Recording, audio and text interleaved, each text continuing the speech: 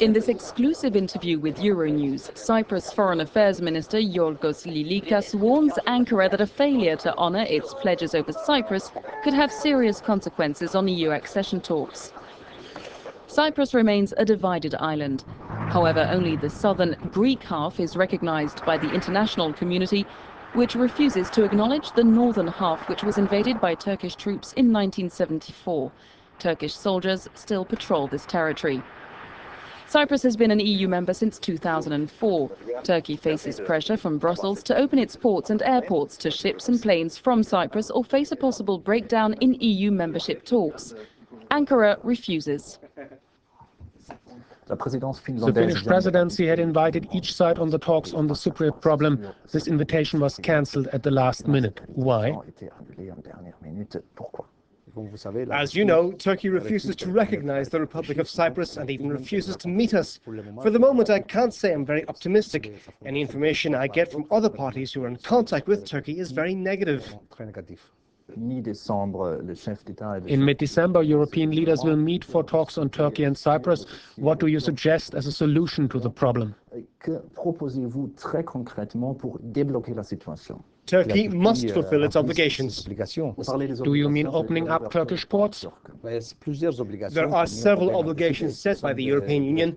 Turkey must open its ports and airports as stipulated in the border agreement between Turkey and the European Union and in the Ankara Protocol. Turkey must recognize the Republic of Cyprus as a member of the European Union.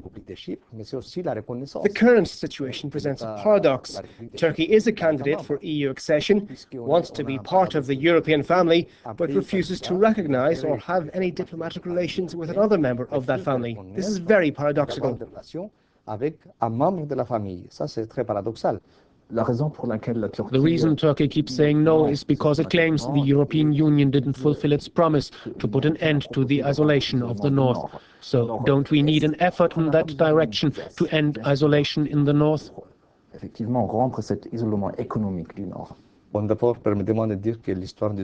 First of all, let me say that the isolation is a myth. The best proof of this is that in the past 2 years, income per head of population for Turkish Cypriots has increased fourfold. A few days ago, I spoke to the President Mehmet Ali Talat, President of Northern Cyprus, a government which is not recognized by the international community. I asked him, why don't you send back the Turkish troops? He answered that he was afraid of the Greek soldiers. What's your reaction to this? There were 120,000 Turkish Cypriots in 1974. According to the population growth figures, there should be 200,000 Turkish Cypriots living in the occupied territory today. But there are only 75,000. That's less than in 1974, under so-called Turkish protection. Unfortunately, they have left the island for places like London or other parts of the world. So what is Turkey doing? It's brought in 180,000 settlers from Anatolia. It's colonizing northern Cyprus and changing the island's demography. There are 40,000 Turkish soldiers deployed in the territory, while our National Guards only total 9,000.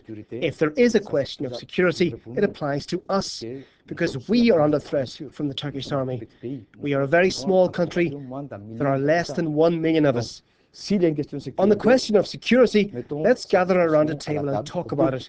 I am ready to invite European forces to replace Cyprus's National Guard and the Turkish army, to replace all foreign forces in Cyprus with a single European force which would protect both communities. Are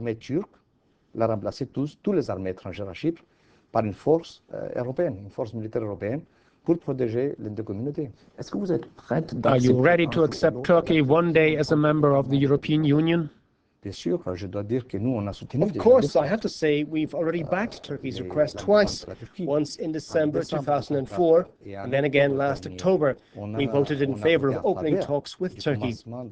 Because we believe that a more European Turkey would be an advantage for us, a country that embraces democracy and respects human rights, international and European law.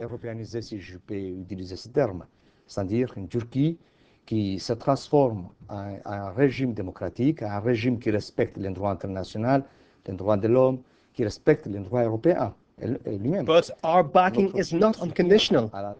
Turkey must fulfill its obligations, which it refuses to do at the moment. Turquie doit remplir ses obligations, chose que pour le moment elle refuse de le faire. One of these conditions is the opening up of Turkish ports, and Turkey has said it has no intention of doing so for now. As for you, you are preventing negotiations between Ankara and the EU from starting, so in effect the process is completely stalled. To get back to the questions I asked you and which I don't think you answered, what real solutions do you propose ahead of the EU leaders summit next month?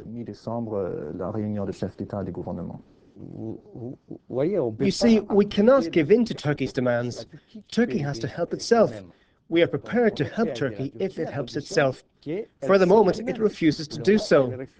So we're in a deadlock because of that mentality.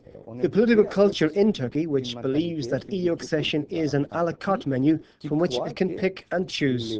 L'adhésion à l'Union européenne, c'est un menu à la carte